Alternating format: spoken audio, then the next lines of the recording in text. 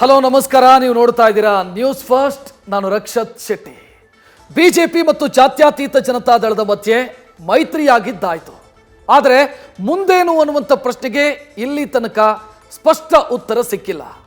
ಬದಲಾಗಿ ಯಾವ ಕ್ಷೇತ್ರ, ಸೀಟು ಹಂಚಿಕೆ ಯಾವ ರೀತಿ, ಮೈತ್ರಿಯ ಬೆನಿಫಿಟ್ ಯಾವ ರೀತಿ ಮಾಡಿಕೊಳ್ತಾರೆ, ಇದರ ಬಗ್ಗೆ ಬಿಜೆಪಿಯ ಕಾರ್ಯಕರ್ತರಿಗೂ ಸ್ಪಷ್ಟತೆ ಇಲ್ಲ, ಜಾತ್ಯತೀತ ಜನತಾದಳದ ಕಾರ್ಯಕರ್ತರಿಗೂ ಕೂಡ ಸ್ಪಷ್ಟತೆ ಇಲ್ಲ ಅನ್ನುವಂಥ ಸ್ಥಿತಿ. ಮಾತುಕತೆಯಾಗತ್ತೆ, ಸೀಟ್ ಶೇರಿಂಗ್ನ ಬಗ್ಗೆ ಮಾತುಕತೆಗಳು ನಡೆಯುತ್ತೆ, ಸಭೆಯಾಗತ್ತೆ ಅಂತ ಬಿಜೆಪಿ ಮತ್ತು JDSನ ನಾಯಕರು ಆಗಾಗ ಹೇಳಿದ್ದಿದೆ. ಆದರೆ ಅದು ವಿಳಂಬ ಆಗ್ತಾನೆ ಹೋಗ್ತಿದೆ. ಇಲ್ಲಿಯವರೆಗೂ ಕೂಡ ಯಾರಿಗೆ ಯಾವ ಕ್ಷೇತ್ರ, ಮೈತ್ರಿಯಿಂದ ಯಾರಿಗೆ ಯಾವ ರೀತಿಯ ಅನುಕೂಲ, ಇದರ ಬಗ್ಗೆ ಯಾವ ಸ್ಪಷ್ಟತೆಯೂ ಕೂಡ ಸಿಕ್ಕಿಲ್ಲ. ಇದು ಸಹಜವಾಗಿ ಬಿಜೆಪಿ ಮತ್ತು JDSನ ಕಾರ್ಯಕರ್ತರ ಗೊಂದಲಕ್ಕೆ ಕಾರಣ ಆಗಿದೆ. ಈ ರೀತಿ ಆಗೋದಕ್ಕೆ ಏನು ಕಾರಣ, ಯಾಕೆ ವಿಳಂಬ ಆಗ್ತಾ ಇದೆ, ಬಿಜೆಪಿ ಮತ್ತು JDS ಮೈತ್ರಿಯ ಮಾತುಕತೆ ಅಥವಾ ಮುಂದಿನ ಹಂತ ಯಾಕೆ ವಿಳಂಬ ಆಗ್ತಾ ಇದೆ, ಇದೆಲ್ಲದರ ಎಕ್ಸ್ಕ್ಲೂಸಿವ್ ಡೀಟೇಲ್ ನಿಮ್ಮ ಮುಂದೆ ಇಡ್ತಾ ಹೋಗ್ತೀವಿ. ಮೊದಲನೇದಾಗಿ ಬಿಜೆಪಿ ಮತ್ತು JDS ಮೈತ್ರಿಗೆ ಸದ್ಯ ಪಂಚರಾಜ್ಯದ ನೆರಳು ಆವರಿಸಿದ ರೀತಿಯಲ್ಲಿ ಕಾಣ್ತಾ ಇದೆ. ಬಿಜೆಪಿಯಲ್ಲಿ ಮೈತ್ರಿಯ ಬಗ್ಗೆ ಉತ್ಸಾಹ ಕಾಣ್ತಾ ಇಲ್ಲ, JDS ಅತಂತ್ರ ಸ್ಥಿತಿಯಲ್ಲಿದೆಯಾ ಅನ್ನೋದು ಪ್ರಶ್ನೆ. ಚುನಾವಣೆ ಹತ್ತಿರವಾಗ್ತಾ ಇದ್ರೂ ಕೂಡ ಇನ್ನೂ ಕೂಡ ಮೈತ್ರಿಯ ಬಗ್ಗೆ ಸ್ಪಷ್ಟತೆ ಸಿಗ್ತಾ ಇಲ್ಲ. ಗೊಂದಲದಲ್ಲಿ JDS ಕಾರ್ಯಕರ್ತರಿದ್ದಾರೆ, ನಾಯಕರೂ ಇದ್ದಾರೆ. ಈ ಮಧ್ಯೆ ದೊಡ್ಡಣ್ಣನ ವರ್ತನೆಯನ್ನ ತೋರಿಸ್ತಾ ಇದೆಯಾ ಬಿಜೆಪಿ ರಾಷ್ಟ್ರೀಯ ನಾಯಕತ್ವ ಅನ್ನೋ ಪ್ರಶ್ನೆಯೂ ಕೂಡ ಮೂಡ್ತಾ ಇದೆ. ದೊಡ್ಡಣ್ಣ ಅಂತಂದ್ರೆ ನಾನು ದೊಡ್ಡ ಪಾರ್ಟಿ, ನಾನು ಹೇಳ್ದಂಗೆ ಆಗಬೇಕು ಅಥವಾ ನಾನು ಹೇಳ್ದಂಗೆ ನಡೆಯುತ್ತೆ ಅನ್ನೋ ಲೆಕ್ಕಾಚಾರಕ್ಕೆ ಏನಾದರೂ ಬಿಜೆಪಿ ನಾಯಕರು ಬಿದ್ದಿದ್ದಾರಾ, ಕೇಂದ್ರ ನಾಯಕರು ಈ ಲೆಕ್ಕಾಚಾರದಲ್ಲಿ ಇದ್ದಾರಾ ಅನ್ನೋದರ ಬಗ್ಗೆ ರಾಜಕೀಯ ವಲಯದಲ್ಲಿ ಚರ್ಚೆ ಶುರುವಾಗಿದೆ. ರಾಜಕೀಯ ವಲಯದಲ್ಲಿ ಹಲವು ರೀತಿಯ ಚರ್ಚೆಗಳಿದ್ದಾವೆ, ಒಂದಿಷ್ಟು ಊಹಾಪೋಹಗಳು ಕೂಡ ಸೃಷ್ಟಿಯಾಗ್ತಾ ಇದ್ದಾವೆ ಈ ಮೈತ್ರಿಗೆ ಸಂಬಂಧಿಸಿದಂತೆ.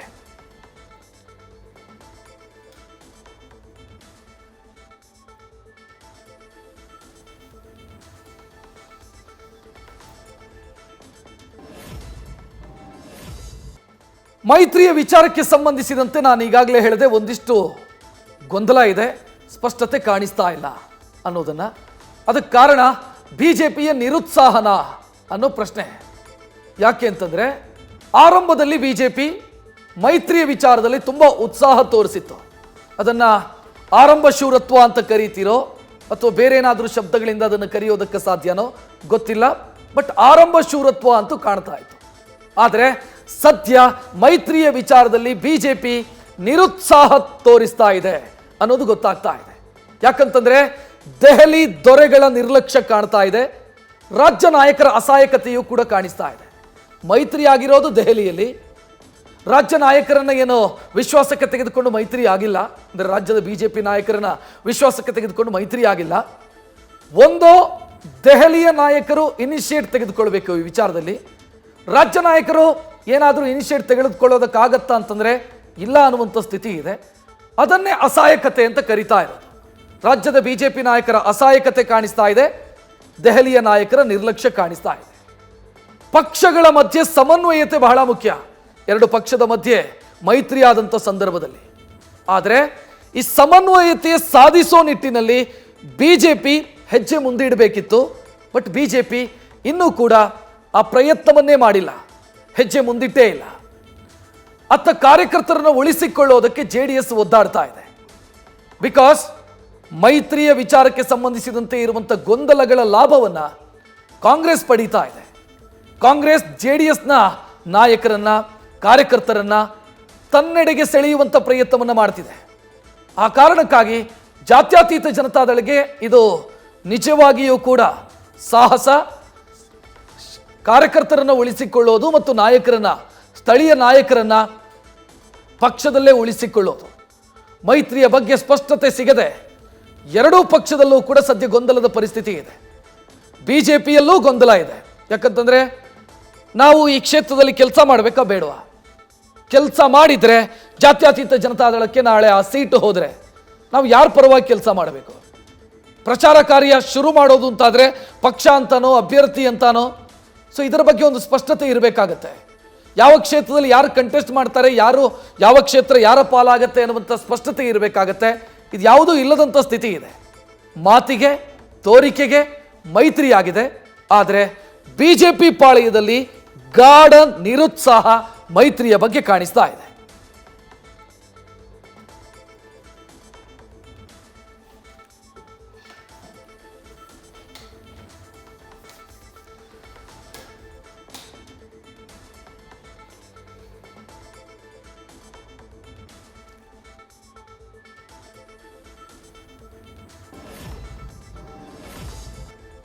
ಈ ಮಧ್ಯೆ ಬಿಜೆಪಿ ಕಾರ್ಯಕರ್ತರ ಮಟ್ಟದಲ್ಲಿ ಒಂದು ಚರ್ಚೆ ನಡೀತಾ ಇದೆ. ಆ ಚರ್ಚೆ ಯಾವುದು ಅಂತಂದ್ರೆ, ಜಾತ್ಯತೀತ ಜನತಾದಳದ ಜೊತೆಗಿನ ಮೈತ್ರಿ ಬಿಜೆಪಿಗೆ ಅಗತ್ಯನಾ, ಅದು ಬಿಜೆಪಿಗೆ ಅಗತ್ಯ ಇತ್ತ? ಈ ಪ್ರಶ್ನೆಗಳನ್ನು ಬಿಜೆಪಿಯ ಕಾರ್ಯಕರ್ತರು ಕೇಳೋದಕ್ಕೆ ಶುರು ಮಾಡಿದ್ದಾರೆ. ಅದಕ್ಕೆ ಕಾರಣ ಇದೆ. ಆ ಕಾರಣಗಳು ಏನು ಅನ್ನೋದನ್ನು ನಾನು ಒಂದೊಂದಾಗಿ ಎಕ್ಸ್ಪ್ಲೈನ್ ಮಾಡ್ತಾ ಹೋಗ್ತೀನಿ. ಮೊದಲನೇದಾಗಿ, ಈ ಊರುಗೋಲು, ಜಾತ್ಯತೀತ ಜನತಾದಳ ಅನ್ನುವಂಥ ಊರುಗೋಲಿನ ಅಗತ್ಯ ಬಿಜೆಪಿಗೆ ಎಷ್ಟರ ಮಟ್ಟಿಗಿದೆ ಅನ್ನೋದು ಪ್ರಶ್ನೆ. ಊರುಗೋಲು ಯಾವಾಗ ಇಟ್ಕೋತಾರೆ? ನಡೆಯೋದಕ್ಕೆ ಕಷ್ಟ ಆದಾಗ ಆಧಾರಕ್ಕಾಗಿ ಊರುಗೋಲನ್ನು ಬಳಸ್ತಾರೆ. ಬಿಜೆಪಿಯನ್ನು ನಡೆಯೋದಕ್ಕಾಗದಂಥ ಸ್ಥಿತಿಯಲ್ಲಿ ಏನಾದರೂ ಇದೆಯಾ ರಾಜ್ಯದಲ್ಲಿ? ಬಿಜೆಪಿ ಕಾರ್ಯಕರ್ತರನ್ನು ಕೇಳಿದರೆ, ಇಲ್ಲ ರೀ, ಕಳೆದ ಬಾರಿಯೂ ಕೂಡ ನಮ್ಮ 36% ಓಟು ನಮಗೆ ಬಂದಿದೆ, ಲೋಕಸಭೆಯಲ್ಲಿ ಅದರ ಪರ್ಸೆಂಟೇಜ್ ಜಾಸ್ತಿ ಆಗುತ್ತೆ ಅಂತ ಬಿಜೆಪಿ ಕಾರ್ಯಕರ್ತರು, ಸ್ಥಳೀಯ ನಾಯಕರು ಹೇಳ್ತಾರೆ.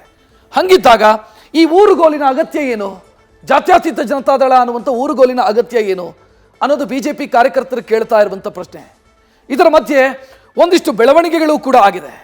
ಪಕ್ಷ ಸಮರ್ಥವಾಗಿದೆ, ಮೈತ್ರಿ ಯಾಕೆ ಅಂತ ಬಿಜೆಪಿಯ ಕೆಲ ನಾಯಕರು ಪ್ರಶ್ನೆ ಕೇಳ್ತಾ ಇದ್ದಾರೆ. ಅದಕ್ಕೆ ಏನು ಕಾರಣ ಅಂತಂದರೆ, ಪಂಚರಾಜ್ಯದ ರಿಸಲ್ಟು.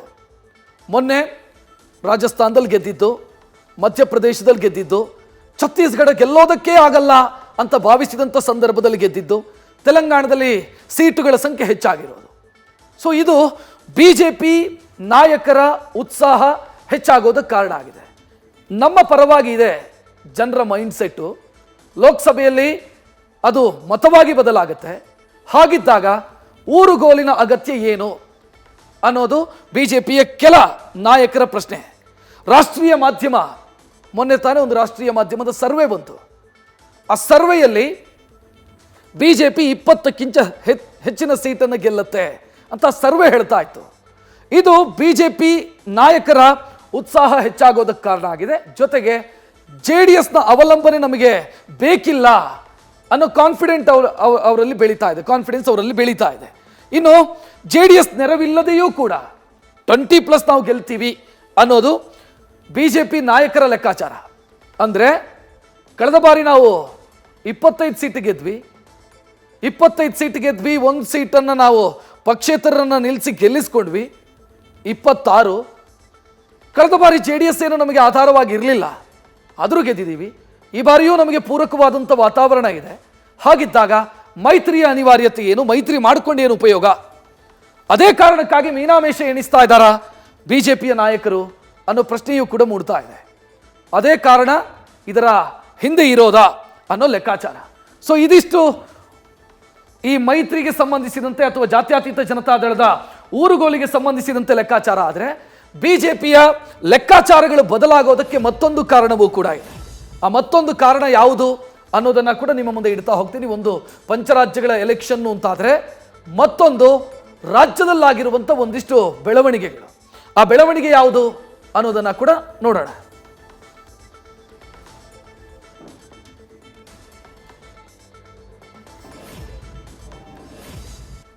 ರಾಜ್ಯ ಬಿಜೆಪಿಯ ಲೆಕ್ಕಾಚಾರಗಳು ಅಥವಾ ಗಣಿತ ಬದಲಾಗೋದಕ್ಕೆ ರಾಜ್ಯದಲ್ಲೂ ಒಂದಿಷ್ಟು ಬೆಳವಣಿಗೆಗಳಾಗಿದೆ. ಅದು ಯಾವುದು ಅಂತಂದರೆ, ಪಂಚರಾಜ್ಯದ ಫಲಿತಾಂಶದ ಜೊತೆ ರಾಜ್ಯದಲ್ಲಿ ನಾಯಕತ್ವದಲ್ಲಾಗಿರುವಂಥ ಬದಲಾವಣೆ. BY ವಿಜಯೇಂದ್ರ ಅವರು ಅಧ್ಯಕ್ಷರಾದ ನಂತರ ಬಿಜೆಪಿ ಸಂಘಟನಾತ್ಮಕವಾಗಿ ಬೇರೆ ದಾರಿಯನ್ನು ಪಡ್ಕೊಂಡಿದೆ. ಇದು ಬಿಜೆಪಿಯ ಗಣಿತ ಬದಲಾಗೋದಕ್ಕೆ ಕಾರಣ. ಜೊತೆಗೆ ಅಶೋಕ್ ಅವರು ವಿಪಕ್ಷ ನಾಯಕರಾಗಿ ಆಯ್ಕೆಯಾಗಿದ್ದಾರೆ ಅಥವಾ ಅವರನ್ನು ವಿಪಕ್ಷ ನಾಯಕರನ್ನಾಗಿ ನೇಮಿಸಲಾಗಿದೆ. ಇದರ ಬೆನ್ನಿಗೆ ಜಾತಿಯೂ ಕೂಡ ಬ್ಯಾಲೆನ್ಸ್ ಆಗಿದೆ ಅನ್ನೋದು ಬಿಜೆಪಿ, ರಾಜ್ಯ ಬಿಜೆಪಿಯ ಲೆಕ್ಕಾಚಾರ. ಅಂದರೆ ಲಿಂಗಾಯತ ಮತ್ತು ಒಕ್ಕಲಿಗ ಈ ಸಮೀಕರಣ ಬ್ಯಾಲೆನ್ಸ್ ಆಯಿತು. ನಾವೇ ಬ್ಯಾಲೆನ್ಸ್ ಮಾಡಿಕೊಂಡಿರೋವಾಗ, ನಮ್ಮಲ್ಲೇ ಈ ಬ್ಯಾಲೆನ್ಸ್ ಇರೋವಾಗ ಜಾತ್ಯತೀತ ಜನತಾದಳ ಮೈತ್ರಿ ಇದ್ದೇನು ಪ್ರಯೋಜನ? JDS ಜೊತೆಗೆ ಮೈತ್ರಿ ಇದ್ರೂ ಓಕೆ, ಇಲ್ಲದೇ ಇದ್ರೂ ಓಕೆ, ಇದ್ದು ಏನದು ಬಹುದೊಡ್ಡ ಲಾಭವನ್ನು ತಂದು ಕೊಡುತ್ತೆ ಅನ್ನುವಂಥ ಲೆಕ್ಕಾಚಾರದಲ್ಲಿ ಬಿಜೆಪಿಯ ನಾಯಕರು ಇಲ್ಲ. ಸ್ಟೇಟ್ ಬಿಜೆಪಿ ಲೀಡರ್ಸು ಇಲ್ಲದೇ ಇದ್ರೂ ಕೂಡ ನಾವು 20+ ಗೆಲ್ಲುವಂಥ ಶಕ್ತಿ ಮತ್ತು ಸಾಮರ್ಥ್ಯ ನಮಗಿದೆ ಅನ್ನೋದು ಬಿಜೆಪಿ ನಾಯಕರು ಇಟ್ಕೊಂಡಿರುವಂಥ ಲೆಕ್ಕಾಚಾರ. ಇದೇ ಕಾರಣಕ್ಕಾಗಿ ಈ ಸೀಟ್ ಶೇರಿಂಗ್ನ ಮಾತುಕತೆ ತಡವಾಗ್ತಾ ಇದೆ ಅನ್ನೋದು ರಾಜ್ಯ ರಾಜಕಾರಣದಲ್ಲಿ ಓಡಾಡ್ತಾ ಇರುವಂಥ ವಿಚಾರ. ನಾನು ಆ ಸೀಟ್ ಶೇರಿಂಗ್ನ ಸಂಬಂಧಿಸಿದಂಥ ಡೀಟೇಲ್ ಕೂಡ ಒಮ್ಮೆ ನೋಡ್ಬಿಡೋಣ. ಸೀಟ್ ಶೇರಿಂಗ್ ಯಾಕೆ ಸಮಸ್ಯೆ ಆಗ್ತಾ ಇದೆ, ಡೀಟೇಲ್ ನಿಮ್ಮ ಮುಂದೆ ಬರ್ತಾ ಇದೆ. ಸೀಟ್ ಶೇರಿಂಗ್ನ ಅಸ್ಪಷ್ಟತೆ ಏನಕ್ಕಾಗಿ, ಯಾಕೆ ಅಂತಂದ್ರೆ ಬಿಜೆಪಿ ಮತ್ತು JDSನ ಸೀಟ್ ಶೇರಿಂಗ್ ಬಗ್ಗೆ ಇನ್ನೂ ಕೂಡ ಸ್ಪಷ್ಟತೆ ಸಿಗ್ತಾ ಇಲ್ಲ. ದಸರಾ ನಂತರ ಈ ಬಗ್ಗೆ ಮಾತುಕತೆಯಾಗತ್ತೆ ಅಂತ ಮಾಜಿ ಮುಖ್ಯಮಂತ್ರಿ ಕುಮಾರಸ್ವಾಮಿ ಅವರು ಹೇಳ್ಕೊಂಡಿದ್ರು. ದಸರಾ ಮುಗಿಯಿತು, ಇನ್ನೂ ಕೂಡ ಮಾತುಕತೆಯಾಗಿಲ್ಲ, ಸ್ಪಷ್ಟತೆ ಇನ್ನೂ ಕೂಡ ಸಿಕ್ಕಿಲ್ಲ. ಆ ನಂತರ ದಸರಾ ಆಯಿತು, ಪಂಚರಾಜ್ಯದ ಎಲೆಕ್ಷನ್ ನಂತರ ಮಾತುಕತೆ ಆಗತ್ತೆ ಅಂತ ಒಂದು ಸ್ಪಷ್ಟತೆ, ಒಂದು ಸಮರ್ಥನೆ ಬಂತು. ಪಂಚರಾಜ್ಯದ ಎಲೆಕ್ಷನ್ ಆಯಿತು, ರಿಸಲ್ಟ್ ಬಂತು, ಮುಖ್ಯಮಂತ್ರಿಗಳ ಆಯ್ಕೆಯೂ ಆಯಿತು. ಸದ್ಯ ಎಲ್ಲ ಮುಗಿದರೂ ಕೂಡ ಸೀಟು ಹಂಚಿಕೆಯ ಮಾತುಕತೆ ಇನ್ನೂ ಕೂಡ ನಡೆದಿಲ್ಲ, ವಿಳಂಬ ಆಗ್ತಾ ಇದೆ. ಈ ಮಧ್ಯೆ 28 ಲೋಕಸಭಾ ಕ್ಷೇತ್ರಗಳ ಪೈಕಿ ಜಾತ್ಯತೀತ ಜನತಾದಳದ ಪಾಲೆಷ್ಟು ಅನ್ನೋ ಪ್ರಶ್ನೆಗೆ ಉತ್ತರ ಸಿಗ್ತಾ ಇಲ್ಲ ಅನ್ನೋದು ವಾಸ್ತವ. ಆ ಸೀಟ್ ಶೇರಿಂಗ್ನ ಮಾತುಕತೆ ಆದರೆ ಮಾತ್ರ ಒಂದು ಸ್ಪಷ್ಟತೆ ಸಿಗೋದಕ್ಕೆ ಸಾಧ್ಯ. ಯಾವ ಕ್ಷೇತ್ರ ಯಾರ್ದು, ಯಾರು ಅಲ್ಲಿ ಕಂಟೆಸ್ಟ್ ಮಾಡ್ತಾರೆ, JDS ಬಿಜೆಪಿನೋ ಅಂತ. ಆದರೆ ಇನ್ನೂ ಕೂಡ ಸೀಟ್ ಶೇರಿಂಗ್ನ ಮಾತುಕತೆಯಾಗಿಲ್ಲ. ಸೀಟ್ ಶೇರಿಂಗಿಗೆ ಸಂಬಂಧಿಸಿದಂತೆ ಯಾವುದೇ ಸ್ಪಷ್ಟತೆ ಸಿಗ್ತಾ ಇಲ್ಲ.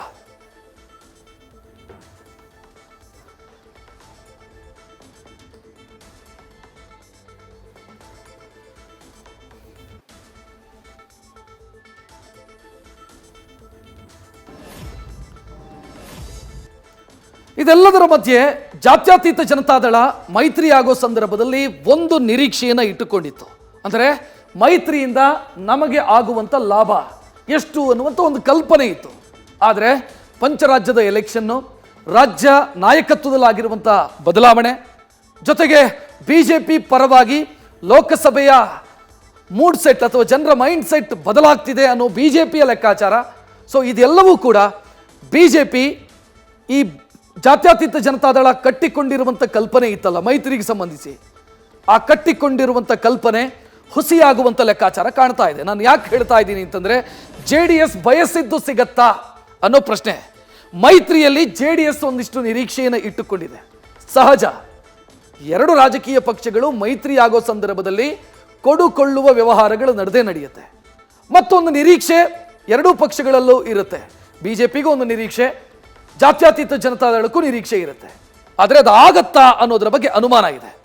6 ಕ್ಷೇತ್ರಗಳು ನಮಗೆ ಸಿಗಬಹುದು, ಉಳಿದ 22ರಲ್ಲಿ ಬಿಜೆಪಿ ಸ್ಪರ್ಧೆ ಮಾಡಬಹುದು ಅನ್ನೋದು ಅವರ ಬೇಸಿಕ್ ನಿರೀಕ್ಷೆ ಜಾತ್ಯತೀತ ಜನತಾದಳದ್ದು. ಆದರೆ ಆ ನಿರೀಕ್ಷೆ ಫುಲ್ಫಿಲ್ ಆಗೋದು ಕಷ್ಟ. ಆದರೆ 6 ಕ್ಷೇತ್ರಗಳನ್ನು ಬಿಜೆಪಿ ಜಾತ್ಯತೀತ ಜನತಾದಳಕ್ಕೆ ಬಿಟ್ಟು ಕೊಡುವಂಥ ಸಾಧ್ಯತೆ ಕ್ಷೀಣ. ಅದಕ್ಕೆ ಕಾರಣ ಅವರಿಗೆ ಹೆಚ್ಚಾಗಿರುವಂಥ ವಿಶ್ವಾಸ ಮತ್ತು ನಂಬಿಕೆ. ಪಂಚರಾಜ್ಯ ರಿಸಲ್ಟ್ ಕಾರಣ ಬಿಜೆಪಿಯ ವಿಶ್ವಾಸ ಹೆಚ್ಚಾಗಿದೆ. 6 ಕ್ಷೇತ್ರ ಯಾಕೆ ಬಿಟ್ಟು ಕೊಡಬೇಕು ಅನ್ನೋ ಮನಸ್ಥಿತಿ ಬಿಜೆಪಿಗೆ ಬಂದಿದೆ ಅನ್ನೋದು ರಾಜಕೀಯ ವಲಯದಲ್ಲಿರುವಂಥ ಮಾತುಕತೆಗಳು. 2 ಸೀಟ್ ಮಾತ್ರ ಜಾತ್ಯತೀತ ಜನತಾದಳದ ಪಾಲಾಗಬಹುದು. ಅಂದರೆ ಕನ್ಫರ್ಮ್ ಆಗಿ JDSಗೆ ಸಿಗಬಹುದಾದಂಥ ಸೀಟುಗಳು ಕೇವಲ 2 ಮಾತ್ರ. ಒಂದು ವೇಳೆ ಮತ್ತೊಂದಿಷ್ಟು ಮಾತುಕತೆ, ಅಂದರೆ ಆ 2 ಕ್ಷೇತ್ರಗಳು ಯಾವುದು ಅಂತಂದರೆ ಹಾಸನ ಮತ್ತು ಮಂಡ್ಯ, ಈ 2 ಕ್ಷೇತ್ರಗಳಿಗಷ್ಟೇ JDS ಸೀಮಿತವಾಗತ್ತಾ ಅಂತ. ಹಾಸನ ಪ್ರಜ್ವಲ್ ರೇವಣ್ಣ, ಮಂಡ್ಯ ಸುಮಲತಾ ಅಂಬರೀಶ್ ಅವರು ಪ್ರತಿನಿಧಿಸುವಂಥ ಕ್ಷೇತ್ರ. ಕಳೆದ ಬಾರಿ ಜಾತ್ಯತೀತ ಜನತಾದಳ ಕಾಂಗ್ರೆಸ್ನ ಜೊತೆಗೆ ಮೈತ್ರಿ ಮಾಡಿಕೊಂಡ ಕಾರಣಕ್ಕಾಗಿ ಮಂಡ್ಯವನ್ನು ಕಳ್ಕೊಳ್ಬೇಕಾಯಿತು. ಇಲ್ಲಂತಂದ್ರೆ ಜಾತ್ಯತೀತ ಜನತಾದಳದ ಪಾಲಿಗೆ ಮಂಡ್ಯ ಗಟ್ಟಿನೆಲ. ಆ 2 ಕ್ಷೇತ್ರ ಅಂತೂ ಕನ್ಫರ್ಮ್ ಆಗಬಹುದು ಜಾತ್ಯತೀತ ಜನತಾದಳಕ್ಕೆ. ಅದನ್ನು ಬಿಟ್ಟರೆ ಒಂದು ವೇಳೆ ತೀರಾ ರಚ್ಚೆ ಹಿಡಿದು ಹಠ ಹಿಡಿದು ಬಿಜೆಪಿ ಜೊತೆ ಮಾತುಕತೆಗಳಾದರೆ, ಎಕ್ಸ್ಟ್ರಾ ಕ್ಷೇತ್ರ ಅಂತ ಆದರೆ ಒಂದು ಬೆಂಗಳೂರು ಗ್ರಾಮಾಂತರ ಆರ್ ಕೋಲಾರ, ಎರಡೂ ಅಲ್ಲ, ಅದು ಅಥವಾ ಇದು, ಇಷ್ಟೇ ಆಪ್ಷನ್. ಅಂದರೆ JDS ಪಾಲಿಗೆ ಸಿಗಬಹುದಾಗಿರುವಂಥ ಲೋಕಸಭಾ ಕ್ಷೇತ್ರಗಳು 3 ಮಾತ್ರ. ಅದು ತೀರಾ ಮಾತುಕತೆ ಬೇರೆ ರೀತಿಯಲ್ಲಾದರೆ ಬೆಂಗಳೂರು ಗ್ರಾಮಾಂತರ ಒಂದು, ಅಂದರೆ DK ಸುರೇಶ್ ಪ್ರತಿನಿಧಿಸುವಂಥ ಕ್ಷೇತ್ರ, ಕೋಲಾರ ಮುನಿಸ್ವಾಮಿ ಪ್ರತಿನಿಧಿಸುವಂಥ ಕ್ಷೇತ್ರ. ಇದರಲ್ಲಿ 2ರಲ್ಲೂ ಒಂದು. ಜಾತ್ಯತೀತ ಜನತಾದಳದ ಪರಿಸ್ಥಿತಿ 3 ಕ್ಷೇತ್ರಕ್ಕಷ್ಟೇ 25-3 ಅನ್ನೋ ಸೀಟ್ ಶೇರಿಂಗ್ನ ಸಾಧ್ಯತೆ ಇದೆ ಅಂತ ಬಿಜೆಪಿ ವಲಯದಲ್ಲಿ ಲೆಕ್ಕಾಚಾರ ಇರೋದು. 6 ಕ್ಷೇತ್ರಗಳನ್ನು JDSಗೆ ಕೊಡುವಂಥ ಸ್ಥಿತಿಯಲ್ಲಿ ಬಿಜೆಪಿ ಸಹಜವಾಗಿಯೇ ಇಲ್ಲ. ಇನ್ನು ನಿಮಗೆ ಯಾವುದೇ 2 ಪಕ್ಷಗಳ ಮಧ್ಯೆ ಮಾತುಕತೆಗಳಾದಂಥ ಸಂದರ್ಭದಲ್ಲಿ, ಮೈತ್ರಿ ಆದಂಥ ಸಂದರ್ಭದಲ್ಲಿ ಆ ಮೈತ್ರಿ ಮುರಿದು ಬೀಳೋದು ಯಾವಾಗ ಅಂತಂದರೆ ಮಾತುಕತೆ ಹಂತದಲ್ಲೇ ಮೈತ್ರಿ ಮುರಿದು ಬೀಳೋದು. ನಾವು ಕೇಳಿದ್ದು ಸಿಗಲಿಲ್ಲ ಅಂತ ಮೈತ್ರಿಯಿಂದ ಆಚೆ ಬಂದಿದ್ದನ್ನು ನಾವು ನೋಡಿದ್ದೀವಿ. ಬಹಳ 2 ಪಕ್ಷಗಳು ಮೈತ್ರಿ ಮಾಡಿಕೊಂಡಂಥ ಸಂದರ್ಭದಲ್ಲಿ ಇಲ್ಲೂ ಕೂಡ ಅದೇ ಆಗತ್ತಾ ಅನ್ನುವಂಥ ಆತಂಕ JDS ಕಾರ್ಯಕರ್ತರಲ್ಲಿದೆ. ಕೊನೆಯ ಹಂತಕ್ಕೆ ಹೋಗಿ ಮೈತ್ರಿ ಮುರಿದು ಬಿದ್ದರೆ ಆಗ ಪಕ್ಷವನ್ನು ಸಮರ್ಥಿಸಿಕೊಳ್ಳೋದಾದರೂ ಹೇಗೆ? ಸೊ ಈ ಕನ್ಫ್ಯೂಷನ್ನು ಕೂಡ ಕ್ರಿಯೇಟ್ ಆಗ್ತಾ ಇದೆ. ಇದೆಲ್ಲದಕ್ಕೆ ಸಂಬಂಧಿಸಿದಂಥ ಇನ್ನಷ್ಟು ಡೀಟೇಲ್ ನಿಮ್ಮ ಮುಂದೆ ಇಡ್ತೀನಿ. ಈ ಕ್ಷಣದಲ್ಲಿ ನೋಡಿದರೆ ಬಿಜೆಪಿ ಮತ್ತು ಜಾತ್ಯತೀತ ಜನತಾದಳದ ಮೈತ್ರಿ ಅಸ್ಪಷ್ಟವಾಗಿ, ಅತಂತ್ರವಾಗಿ ಗೋಚರಿಸ್ತಾ ಇದೆ. ಅದಕ್ಕೆ ಕಾರಣಗಳು ಏನಿರಬಹುದು ಮಾತನಾಡೋದಕ್ಕೆ ನಮ್ಮ ಜೊತೆಗೆ ಹಿರಿಯ ಪತ್ರಕರ್ತ, ರಾಜಕೀಯ ವಿಶ್ಲೇಷಕ ಅನಂತ್ ಚಿನಿವಾರ್ ರೆಡಿ ಇದ್ದಾರೆ. ಸರ್ ನಮಸ್ಕಾರ. ನಮಸ್ಕಾರ ಸರ್, ಸಾಮಾನ್ಯವಾಗಿ ನಿಶ್ಚಿತಾರ್ಥ ಆದ ಸಂದರ್ಭದಲ್ಲಿ ಮದುವೆ ಮಾತುಕತೆಗಳು ನಡೆದಿರುತ್ತೆ. ಬಟ್ ಇಲ್ಲಿ ನಿಶ್ಚಿತಾರ್ಥ ಆಗಿದೆ, ಮದುವೆ ಬಗ್ಗೆ ಕಲ್ಪನೆನೇ ಸಿಗ್ತಿಲ್ಲ, ಹೆಂಗೆ ಏನ್ ಕತೆ ಅಂತ. ಯಾಕಂತ ಸ್ಥಿತಿ? ಇದು ಮದುವೆ ಮಾತುಕತೆ ಗಂಡು ಹೆಣ್ಣಿಗೂ ಗೊತ್ತಾಗದಂಗೆ ಅಪ್ಪ ಅಮ್ಮಂದ್ರ ಮಧ್ಯೆ ನಡೆದಿರಬಹುದು. ಏನು ಮಾತುಕತೆ ಆಗಿದೆ ಅಂತ ನಮಗೆ ಯಾರಿಗೂ ಗೊತ್ತಿಲ್ಲ. ಬಟ್ ಮೇಲ್ನೋಟಕ್ಕೆ ನೀವು ಹೇಳ್ತಾ ಇದ್ದಾರಲ್ಲ, ಈ ತರದ ಒಂದು ಅತಂತ್ರ ಸ್ಥಿತಿ ಇರೋದು ಸುಳ್ಳಲ್ಲ. ಇದು ಮೊನ್ನೆ ನಿಮ್ಗೆ ವಿಧಾನಸಭೆ ಅಧಿವೇಶನದಲ್ಲೂ ಕೂಡ ಕಾಣಿಸ್ತದೆ. ಒಟ್ಟಾಗಿ 2 ಪಕ್ಷಗಳು ಹೋಗಿ ಸರ್ಕಾರವನ್ನ ಇಕ್ಕಟ್ಟಿಗೆ ಸಿಲುಕಿಸ್ತವೆ ಅನ್ನೋ ತರದ ಒಂದು ನಿರೀಕ್ಷೆ ಇತ್ತು. ಆದ್ರೆ ಅದೇನೂ ಆಗ್ಲೇ ಇಲ್ಲ. ಎತ್ತೇರಿಗಳಿದ್ರೆ ಕೋಣ ನೀರಿಗಳಿತ್ತು ಅನ್ನೋ ತರದ ಗಾದೆ ಇದೆಯಲ್ಲ, ಹಾಗೆ ಒಬ್ಬೊಬ್ರು ಒಂದೊಂದು ದಿಕ್ಕಿನಲ್ಲಿ ಎಳ್ಕೊಳ್ತಾ ಹೋದ್ರು. ಇದು ಯಾಕೆ ಹೀಗೆ ಅಂತಂದ್ರೆ, may be it is too early to call it. But ಈ ಮೊನ್ನೆ 5 ರಾಜ್ಯಗಳ ಚುನಾವಣೆಯಲ್ಲಿ ಬಿಜೆಪಿಗೆ ಬಂದಿರೋ ಫಲಿತಾಂಶ ಏನಿದೆ, ಅದು ಒಂದಿಷ್ಟು ಹೊಸ ನಂಬಿಕೆಯನ್ನ, ವಿಶ್ವಾಸವನ್ನ ಬಿಜೆಪಿಗೆ ಕೊಟ್ಟಿರೋ ಸಾಧ್ಯತೆ ಇದೆ. ಆ ವಿಶ್ವಾಸದ ಹಿನ್ನೆಲೆಯಲ್ಲಿ ಮತ್ತು ಭಾರತೀಯ ಜನತಾ ಪಕ್ಷ ಒಂದು ರಾಷ್ಟ್ರೀಯ ಪಕ್ಷ ಅಂತ ನಂಬಿಕೊಂಡಿರೋ, ಇಟ್ಸ್ ಎ ಫ್ಯಾಕ್ಟ್ ಆಲ್ಸೋ, ರಾಷ್ಟ್ರೀಯ ಪಕ್ಷ ಆಗಿರೋ ಹಿನ್ನೆಲೆಯಲ್ಲಿ JDS ಪಕ್ಷವನ್ನ ಇನ್ನೂ ಒಂದು ರಾಷ್ಟ್ರೀಯ ಪಕ್ಷ ಅಂತ ಗುರುತಿಸಲಿ, ಅದೊಂದು ಪ್ರಾದೇಶಿಕ ಪಕ್ಷ, ಸಣ್ಣ ಪಕ್ಷ ಅಂತ ಕುಮಾರಸ್ವಾಮಿ ಅವರು ಯಾವಾಗ್ಲೂ ಹೇಳ್ಕೊಳ್ತಾ ಇರ್ತಾರೆ. ಹಾಗೆ ಅದನ್ನ ನೋಡ್ತಿರಬಹುದಾದ ಹಿನ್ನೆಲೆಯಲ್ಲಿ ಒಂದಿಷ್ಟು ಚೌಕಾಸಿಗಳು ಒಳಗಡೆ ನಡೀತಿರಬಹುದೇನೋ ಅಂತ ನನಗನ್ಸುತ್ತೆ. ಹಾಗಾಗಿ ನಮ್ಗೆ ಮೇಲ್ನೋಟಕ್ಕೆ ಅತಂತ್ರ ಅಂತ ಕಾಣೋದು. ಅಷ್ಟು ಬೇಗ probably looking back in hindsight ಅಂತದೇನಂದ್ರೆ, ಕುಮಾರಸ್ವಾಮಿ ಅವರು ಸ್ವಲ್ಪ ಹಿ ಜಂಪ್ ದಿ ಗನ್ ಅಂತ, ಸ್ವಲ್ಪ ಅವಸರ ಮಾಡ್ಬಿಟ್ರೆ ನಮ್ಮ ಮೈತ್ರಿಗೆ ಸ್ವಲ್ಪ ಕಾಯ್ಬಹುದಿತ್ತೇನೋ ಅಂತ ಜನತಾದಳದ ಕಾರ್ಯಕರ್ತರು ಮಾತಾಡ್ತಿರೋ ವಿಷಯ ಇದು ನಾನು ಹೇಳ್ತಿರೋದಲ್ಲ. ಕಾಯ್ಬೇಕಾಗಿತ್ತು. ಕುಮಾರಸ್ವಾಮಿ ಅವರು ಯೂಶುವಲಿ ಕೊನೆ ಕ್ಷಣದ ತನಕ ಕಾದು ಯಾವ ಗಾಳಿ ಯಾವ ಕಡೆ ಬೀಸ್ತಾ ಇದೆ ಅಂತ ನೋಡ್ಕೊಂಡು ಆ ದಿಕ್ಕಿನಲ್ಲಿ ಹೋಗ್ತಾ ಇದ್ದ ಅಭ್ಯಾಸ ಇದ್ದವರು. ಆದ್ರೆ ಈ ಸಲ ಯಾಕೆ ಎಡಬಿಟ್ರು? ತುಂಬಾ ಡೆಸ್ಪರೇಟ್ ಆಗ್ಬಿಟ್ರ? He just wanted to take on ಸಿದ್ದರಾಮಯ್ಯನವರೇ ಏಕೈಕ ಗುರಿ ಅಂತ ಆದಾಗ, ಸಿದ್ದರಾಮಯ್ಯನವ್ರನ್ನ ಎದುರಿಸ್ಲಿಕ್ಕೆ ನಾ ಏನ್ ಬೇಕಿದ್ರು ಮಾಡ್ತೀನಿ ಅಂತ ಅನ್ಕೊಂಡು ಹೋಗ್ಬಿಟ್ರ ಅಂತ JDS ವಲಯದೊಳಗಡೆ ಮಾತಾಡ್ಕೊಳ್ತೀರಿ. ನಂಬರ್ 1. ನಂಬರ್ 2, ಬಿಜೆಪಿ ಒಳಗಡೆ ನಾನು ಮೊನ್ನೆ ಬಿಜೆಪಿ ಮುಖಂಡರ ಒಬ್ಬರ ಹತ್ರ ಮಾತಾಡ್ತಾ ಇದ್ದಾಗ ಹೇಳುದು, ಎಸ್ ನೀವ್ ಈಗಾಗ್ಲೇ ಹೇಳ್ತಾ ಇದ್ರಲ್ಲ, ಬಿಜೆಪಿಗೆ ತಾನೇ ಏಕಾಂಗಿಯಾಗಿ 20-22 ಕ್ಷೇತ್ರಗಳನ್ನ ಗೆಲ್ಲುವ ನಂಬಿಕೆ ಈಗ ಬಂದಿದೆ. ಇದು ಒಂದ್ ಕಡೆ ಆದ್ರೆ, ಇನ್ನೊಂದು ನಾಯಕತ್ವಕ್ಕಾಗಿ ಒಂದು ಮೇಲಾಟ ನಡೀತಾ ಇದೆ. ಬಿಜೆಪಿ ಒಳಗಡೆನೆ ನಡೀತಾ ಇದೆ. ಅಶೋಕು, ಯತ್ನಾಳು, ವಿಜಯೇಂದ್ರ, ಬೆಲ್ಲದ್ದು ಎಲ್ರು ಅವ್ರವ್ರವ್ರವ್ರು ಪಾಡಿಗೆ ನಾವೇ ನಾಯಕರು ಅನ್ನೋ ತರ ಹೋಗ್ತಿರುವಾಗ, ಕುಮಾರಸ್ವಾಮಿ ಅವ್ರಿಗೆ ಎಲ್ಲಿ ಜಾಗ ಅಲ್ಲಿ? ಕುಮಾರಸ್ವಾಮಿ ಅವರು ಯಾವ ಪಾತ್ರವನ್ನು ತಗೊಳ್ತಾರೆ? ರಾಜ್ಯ ಬಿಜೆಪಿಯ ಹೋರಾಟಗಳಲ್ಲಿ JDS ನ ಪಾತ್ರ ಏನಿರುತ್ತೆ? ಇದೊಂದಿಷ್ಟು ಕನ್ಫ್ಯೂಷನ್ಸ್ ಇದೆ. There is concern about acceptability. Kumaraswamy ಅವರಿಗೆ ಜಾಗ ಬಿಟ್ಕೊಟ್ಬಿಟ್ರೆ ಅವರು ಅದನ್ನ ಆಕ್ರಮಿಸಿಕೊಂಡು ಬಿಡಬಹುದು ಅನ್ನುವ ತರದ ಒಂದು ಸಣ್ಣ ಇನ್ಸೆಕ್ಯೂರಿಟಿ ಕೂಡ ಭಾರತೀಯ ಜನತಾ ಪಕ್ಷದ ನಾಯಕರುಗಳಲ್ಲಿ ಇದೆ. Kumaraswamy such a personality. ಅವರು ಹೀಗೆ he can overshadow you. ಇವತ್ತಿನ ಅಶೋಕ್ ಅವರಾಗ್ಲಿ, ವಿಜೇಂದ್ರ ಅವರಾಗ್ಲಿ, ಈ ತರದ ಎಲ್ಲ ಲೀಡರ್ಗಳನ್ನು ಬದಿಗೆ ಸರಿಸಿ ತಾವಷ್ಟೇ ಮುನ್ನೆಲೆಗೆ ಬರುವಂತ ಚಾತುರ್ಯ ಇರುವಂತಹ ನಾಯಕ ಕುಮಾರಸ್ವಾಮಿ ಅವರು. ಹಾಗಾಗಿ ಅವ್ರಿಗೆ ಅಂಗೈಯಷ್ಟಗಲದ ಜಾಗ ಕೊಡಬೇಕೋ ಬೇಡವಾ, ಅವ್ರನ್ನ ಹೊರಗಡೆನೆ ಇಟ್ಕೊಂಡು ಇನ್ನಷ್ಟು ಚೌಕಾಸಿ ಮಾಡಬೇಕು ಅನ್ನೋದು ಬಿಜೆಪಿ ವಲಯದೊಳಗಡೆ ಚರ್ಚೆ ಆಗ್ತಾ ಇರೋದು. But is it good for JDS? Is it good for BJP? Probably not. ಏನೋ ಈ ಸಂದರ್ಭದಲ್ಲಿ ಹಿಂದೆ ಸರಿಯುವುದು ಎರಡೂ ಪಕ್ಷಗಳಿಗೂ ಒಳ್ಳೇದಾಗ್ಲಿಕ್ಕಿಲ್ಲ. ಹಲವಾರು ಕಾರಣಗಳಿದೆ. ಈಗ JDS ನ ಏನೋ ಸಂಖ್ಯೆಯಲ್ಲಿ JDS ಕಡಿಮೆ ಇದ್ರೂ ಕೂಡ JDS ನ ಪ್ರಭಾವ ಪೂರ್ತಿ ಕಡಿಮೆ ಆಗಿ ಹೋಗಿದೆ ಅಂತ ಹೇಳಲಿಕ್ಕೆ ಬರೋದಿಲ್ಲ. It still holds some influence.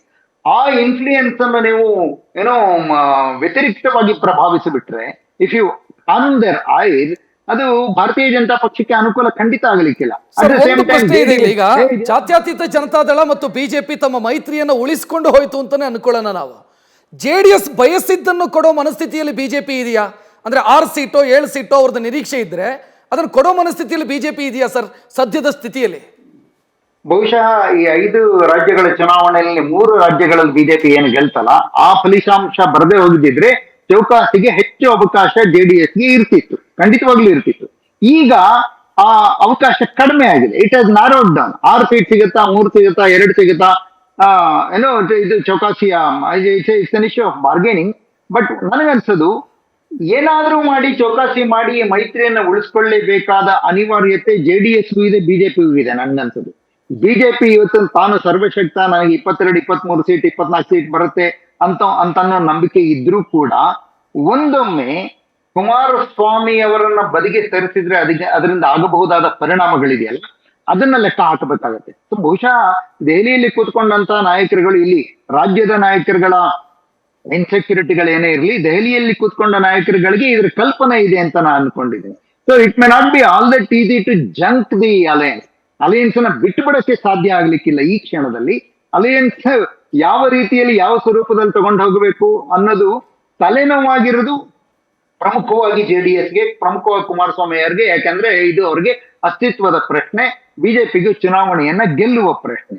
ಅಸ್ತಿತ್ವದ ಪ್ರಶ್ನೆ ಆಗಿರೋದ್ರಿಂದ ಐ ಡೋಂಟ್ ಥಿಂಕ್ ಕುಮಾರಸ್ವಾಮಿ ಅವರಾಗ್ಲಿ ದೇವೇಗೌಡರಾಗ್ಲಿ ಅಷ್ಟು ಸುಲಭವಾಗಿ ಹಿಂದೆ ಸರಿದು ಬಿಡ್ತಾರೆ, ಪಕ್ಕಕ್ಕೆ ಸರಿದು ಬಿಡ್ತಾರೆ, ಮೈತ್ರಿ ಮುರ್ಕೊಂಡು ಬಿಡ್ತಾರೆ ಅಂತ ಈಗಲೇ ನಿರೀಕ್ಷೆ ಮಾಡೋದು ತಪ್ಪಾಗ್ಬೋದು. ಈಗ ಈ ದೊಡ್ಡಣ್ಣನ ಮನಸ್ಥಿತಿ ಇದೆಯಲ್ಲ ರಾಷ್ಟ್ರೀಯ ಪಕ್ಷಗಳದು, ದೊಡ್ಡಣ್ಣನ ಮನಸ್ಥಿತಿ ಅದು ಬಿಜೆಪಿ ಯಾಕೆ ಅಂತಂದ್ರೆ ಬಿಜೆಪಿಯ ನಂಬರ್ಸ್ ಆ ರೀತಿ ಇದೆ, ಬಿಜೆಪಿಗೆ ಇರುವಂತ ಬೆಂಬಲ ಆ ರೀತಿ ಇದೆ. ಅದನ್ನು ಜೀರ್ಣಿಸಿಕೊಳ್ಳುವಂತ ತಾಳ್ಮೆ ಇದೆಯಾ ಸರ್ ಜಾತ್ಯತೀತ ಜನತಾದಳಕ್ಕೆ ಕರ್ನಾಟಕದಲ್ಲಿ? ತಾಳ್ಮೆ ವಿಷಯಕ್ಕೆ ಬಂದ್ರೆ ಅವ್ರಿಗೆ ಆಕ್ಚುಲಿ ತಾಳ್ಮೆ ಇದ್ದಿದ್ರೆ ಮೈತ್ರಿಗೆ ಇಷ್ಟು ಬೇಗ ಮುಂದಾಗ್ತಿರ್ಲಿಲ್ವೇನೋ ಅಂತ ನನ್ಗನ್ಸೋದು. ಸೊ ಸ್ವಲ್ಪ ತಾಳ್ಮೆ ಕಳ್ಕೊಂಡಿದ್ರಿಂದ ಮೈತ್ರಿ ಮಾಡ್ಕೊಂಡಿದ್ದಾರೆ. ಈ ದೊಡ್ಡಣ್ಣನ ಮನಸ್ಥಿತಿ ಇದೆಯಲ್ಲ, ಇದು ಕಾಂಗ್ರೆಸ್ ಆಗ್ಲಿ ಬಿಜೆಪಿ ಆಗ್ಲಿ ಅವರಿಗೆ ಶಕ್ತಿ ಇದ್ದಾಗ ಅವರು ದೊಡ್ಡಣ್ಣನ ಪಾತ್ರವನ್ನೇ ವಹಿಸೋದು. ಇವತ್ತು ಕಾಂಗ್ರೆಸ್ಗೆ ಶಕ್ತಿ ಕಡಿಮೆ ಆಗಿರೋದ್ರಿಂದ ಇಂಡಿ ಅಲಯನ್ಸ್ ನಲ್ಲಿ, ಇಂಡಿ ಮೈತ್ರಿಕೂಟದಲ್ಲಿ ಎಲ್ರನ್ನೂ ಸೇರಿಸ್ಕೊಂಡು ಹೋಗೋಣ, ಸಾಮೂಹಿಕ ನಾಯಕತ್ವದಲ್ಲಿ ಹೋಗೋಣ ಅಂತ ಹೇಳ್ತಾ ಇರ್ಬೋದು. ಬಟ್ ಕಾಂಗ್ರೆಸ್ ಶಕ್ತವಾಗಿದ್ದಾಗ UPA ನಲ್ಲಿ ಹೇಗಿತ್ತು? UPA ಸರ್ಕಾರದ ಅವಧಿಯಲ್ಲಿ Congress was playing the big brother role. ಇಲ್ಲಿ ಭಾರತೀಯ ಜನತಾ ಪಕ್ಷ ಇವತ್ತು ಆ ತರದ ಬಿಗ್ ಬ್ರದರ್ ರೋಲ್ ನ ತಗೊಳ್ತಾ ಇದೆ. ಇದನ್ನ ಸಹಿಸಿಕೊಳ್ಳೇಬೇಕಾದ ಅನಿವಾರ್ಯತೆ ಮೈತ್ರಿಗೆ ಎಂಟರ್ ಆದ್ಮೇಲೆ JDS ಇರುತ್ತೆ. You can't help it, you should know it. ಅಂದ್ರೆ ಈ ತರದ ಆಗತ್ತೆ ಅನ್ನೋದು ಕುಮಾರಸ್ವಾಮಿ ಅವ್ರಿಗಾಗ್ಲಿ ದೇವೇಗೌಡರಿಗಾಗ್ಲಿ ಕಲ್ಪನೆ ಇರ್ಲಿಲ್ಲ ಅಂತ ನನಗೆ ಅನ್ಸಲ್ಲ. ಕಲ್ಪನೆ ಇತ್ತು, ಆದ್ರೂ ಕೂಡ ಕೈ ಜೋಡಿಸಿದ್ರೆ ಸಹಾಯ ಆಗಬಹುದೇನೋ ಅನ್ನೋ ನಿರೀಕ್ಷೆನಲ್ಲಿ ಅಲ್ಲಿ ಹೋಗಿದ್ದಾರೆ. ಹಾಗಾಗಿ ಅದು ತೀರಾ ಇನ್ನೇನು ನಮ್ಗಾಗದೇ ಇಲ್ಲ, ನಮ್ಗೆ ಪೂರ್ತಿ ಇದು ಕೈ ಕೊಡುತ್ತೆ ಅಂತ ಅನ್ಸುವ ತನಕವೂ ಮೈತ್ರಿ ಮುಂದುವರಿಯುತ್ತೆ ಅಂತ ನನಗೆ ಅನ್ಸೋದು. Yes, thank you sir. Anant Chinivar sir, news first ಜೊತೆಗೆ ಮಾತನಾಡಿದ್ದಕ್ಕೆ. ಒಂದಂತೂ ಸ್ಪಷ್ಟ, ಇನ್ನೂ ಮೈತ್ರಿಗೆ ಸಂಬಂಧಿಸಿದಂತೆ ಸ್ಪಷ್ಟತೆ ಸಿಕ್ಕಿಲ್ಲ. ಸೀಟ್ ಶೇರಿಂಗ್ನ ವಿಚಾರಕ್ಕೆ ಸಂಬಂಧಿಸಿ ಅದು ವಿಳಂಬ ಆಗ್ತಾನೇ ಇದೆ, ಮಾತುಕತೆಯ ವಿಚಾರ. ಇದಕ್ಕೆ ಬೇರೆ ಬೇರೆ ವಿಚಾರಗಳು ಕಾರಣ ಆಗ್ತಾ ಇದೆ ಅಂತ ನಾನು ಈಗಾಗಲೇ ಅದನ್ನು ಹೇಳಿದೆ, ಯಾವ ಕಾರಣಕ್ಕಾಗಿ ಇದು ವಿಳಂಬ ಆಗ್ತಿದೆ ಅಂತ. ಇದು ಈವರೆಗಿನ ಪ್ರಮುಖ ಸುದ್ದಿ. ಕ್ಷಣ ಕ್ಷಣದ ಮಾಹಿತಿಗಾಗಿ ನೋಡ್ತಾ ಇರಿ ನ್ಯೂಸ್ ಫಸ್ಟ್, ನಿರ್ಭೀತಿಯಿಂದ ನಿಮ್ಮ ಪರವಾಗಿ. ನ್ಯೂಸ್ ಫಸ್ಟ್, ನಿರ್ಭೀತಿಯಿಂದ ನಿಮ್ಮ ಪರವಾಗಿ.